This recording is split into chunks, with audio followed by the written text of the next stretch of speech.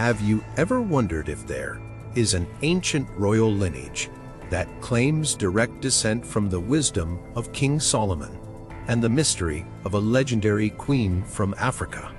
Today, we will unveil a story of heritage, faith, and regal authority that stretches back thousands of years. A story that has captured the imagination of countless believers and sparked debates among scholars across the world. This is a story of the Solomonic Dynasty of Ethiopia and the remarkable figure known as the Queen of Sheba.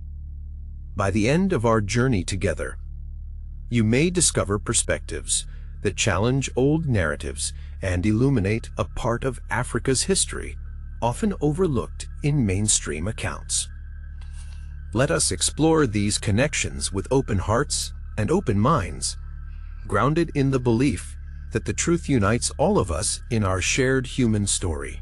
This subject matters so deeply because Ethiopia's Solomonic dynasty has stood as one of the world's most fascinating claims to a biblical heritage outside the traditional boundaries of the Levant. For centuries, Ethiopian kings and queens affirmed that they were ordained by God with an unbroken lineage reaching back to the union of King Solomon of Israel and the Queen of Sheba, a woman revered in Ethiopian tradition as Makeda. Many in the West have heard only fragments of this legend. Some may know of the Queen of Sheba from biblical passages or references in popular culture. Others may only be aware of Ethiopia through glimpses of ancient churches and rugged highlands. Yet few realize how central this heritage has been to Ethiopia's political unity, its religious devotion, and its sense of standing apart as a Christian stronghold in the Horn of Africa. It is a heritage that resonates strongly in the Ethiopian Orthodox Tewahedo Church, in the lives of its faithful, and even in the hearts of many across the African diaspora. By unveiling the hidden background of the Solomonic dynasty, we may come to see that Africa and its people have played a far more substantial role in global religious history than is commonly recognized, challenging misunderstandings that have often marginalized or distorted the African roots of pivotal biblical stories. To begin, let us recall what Scripture says of this mysterious Queen of Sheba. In the first book of Kings, chapter 10, verses 1 through 13, we read the detailed account of her visit to King Solomon.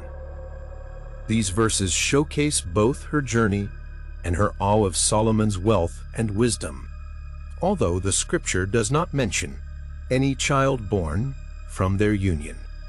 In Ethiopian lore, she is called Makeda, and the child she bore upon returning from Solomon's court was Menelik. This story anchors the fundamental claim of the Solomonic dynasty, that Ethiopia's royal line derived from King Solomon himself through his offspring, with this extraordinary queen. Why does this matter, and how did it shape Ethiopia's view of itself? From ancient times until the mid-20th century, Ethiopian emperors consistently traced their legitimacy back to Menelik I, declaring they possessed a right to rule granted by divine will. This heavenly mandating stood as a potent symbol of a biblical union bridging Africa and Israel. Rather than existing on the periphery of biblical history, Ethiopia affirms it is at the heart, with a Christian inheritance that took root centuries before much of Europe embraced the faith. Let us look at how this lineage became intertwined with Ethiopia's unfolding history. Ethiopian traditions uphold that Menelik eventually traveled to Jerusalem, forming strong ties with his father's court. According to the Kebra Nagast, Menelik returned to Ethiopia carrying the Ark of the Covenant itself, ensuring that the presence of God would dwell in Ethiopia. Some in Ethiopia maintain that the ark was miraculously taken from the temple in Jerusalem and that only a replica was left behind.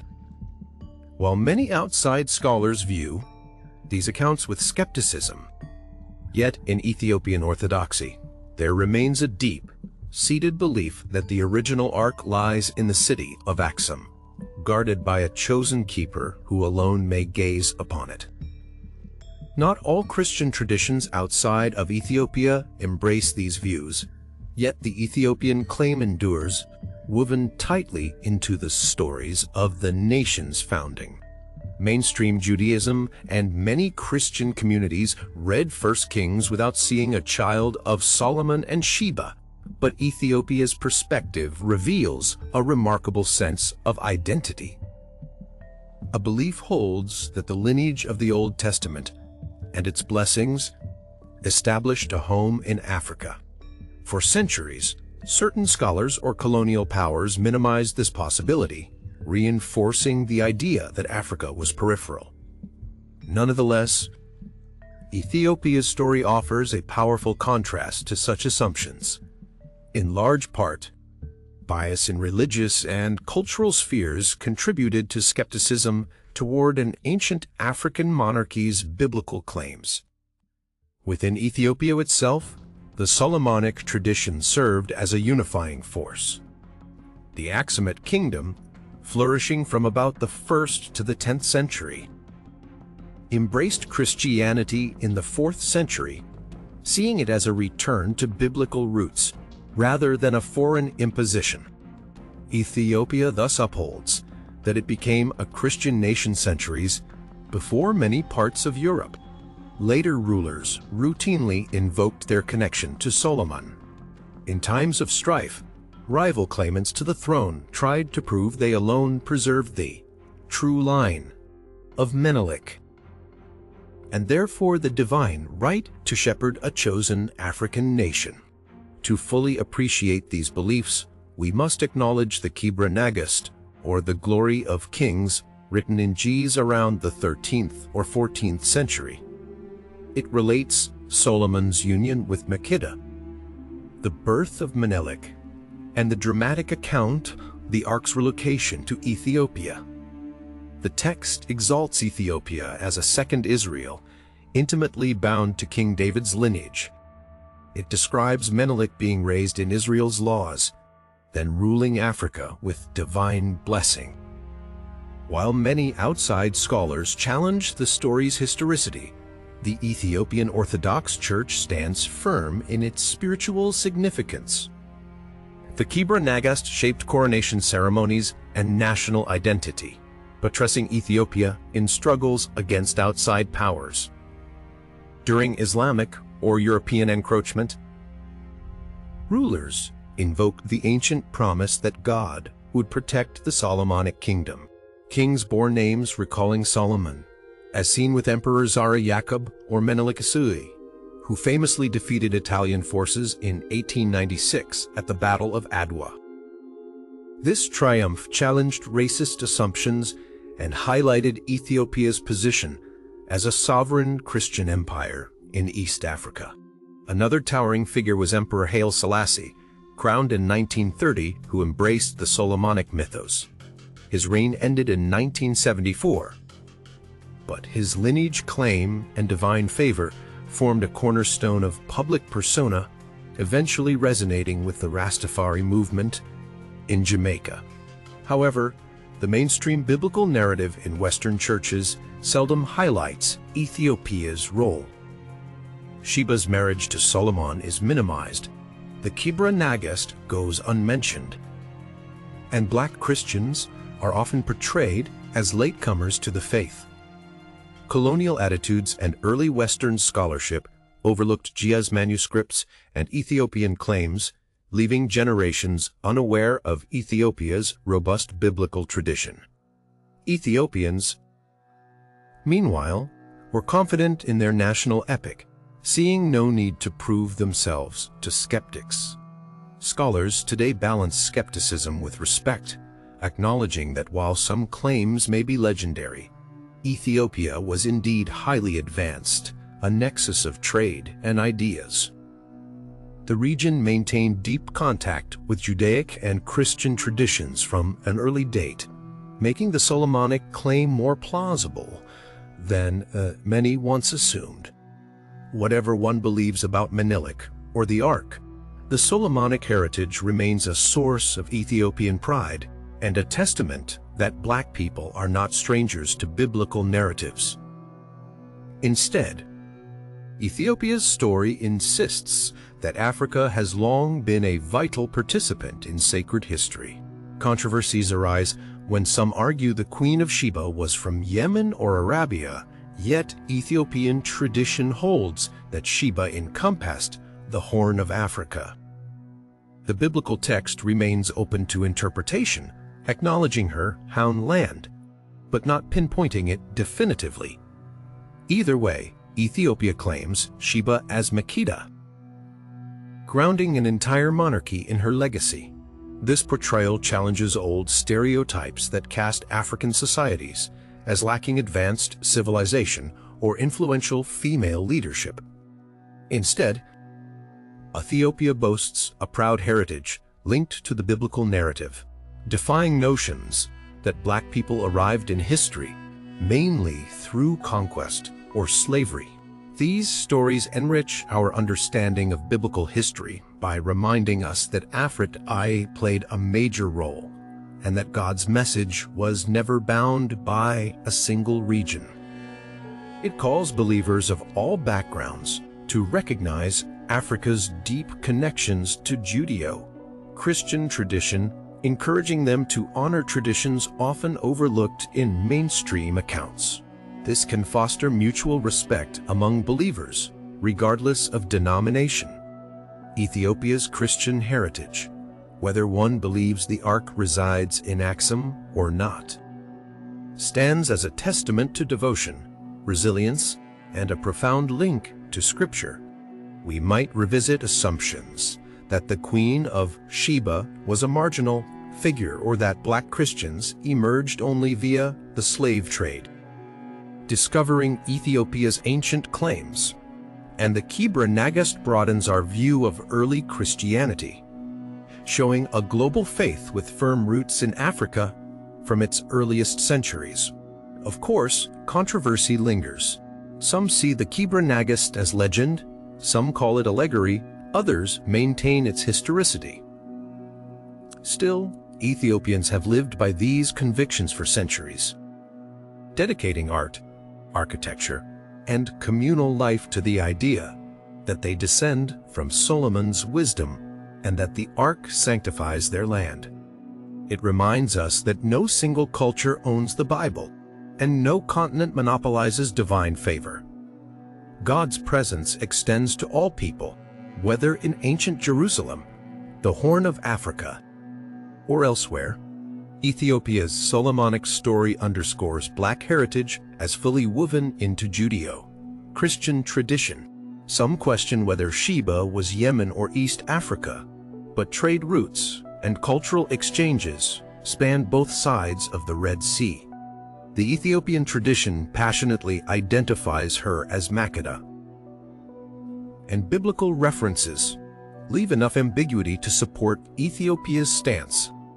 A powerful female monarch from Africa or Arabia, commanding wealth and armies, defies outdated views of African backwardness.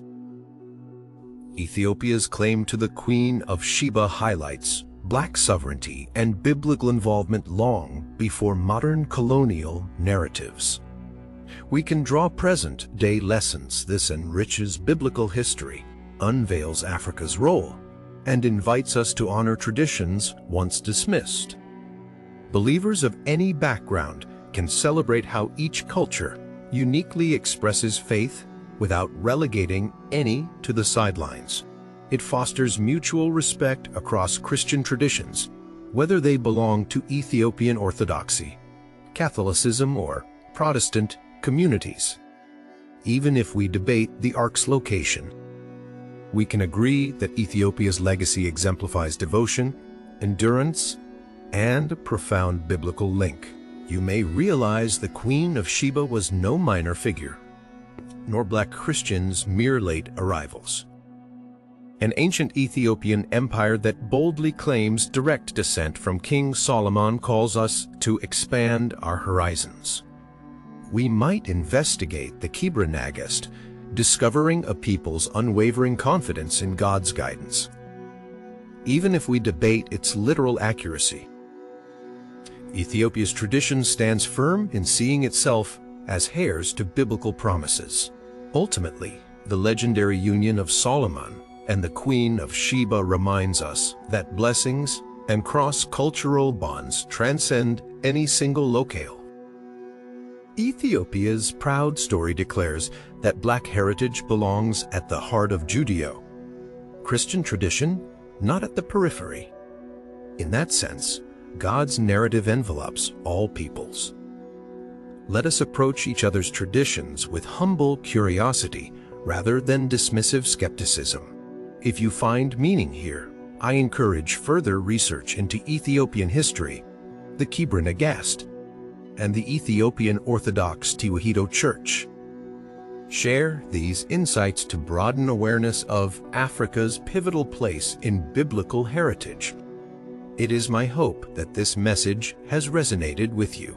May it kindle greater respect for the diverse ways people have understood and received the Scriptures.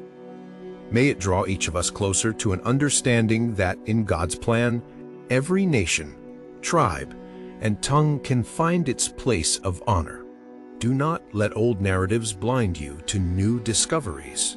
Let us unite around the core truth that each human soul matters infinitely, that no people are absent from the pages of the divine story, and that the African continent has stood at the heart of that story in ways many have never imagined. In closing, let your curiosity be the spark that leads you onward. Look to the Ethiopian tradition as a window into a rich Christian inheritance that weaves together biblical faith, African dignity, and a royal line that, according to belief, traces back to the fabled meeting of Solomon and Sheba. Though some of the details may remain mysterious, let us embrace that sense of mystery as part of the divine tapestry. May this revelation unite us in appreciation for the wonders of history and in gratitude for the God who loves us all. Thank you for joining me on this journey.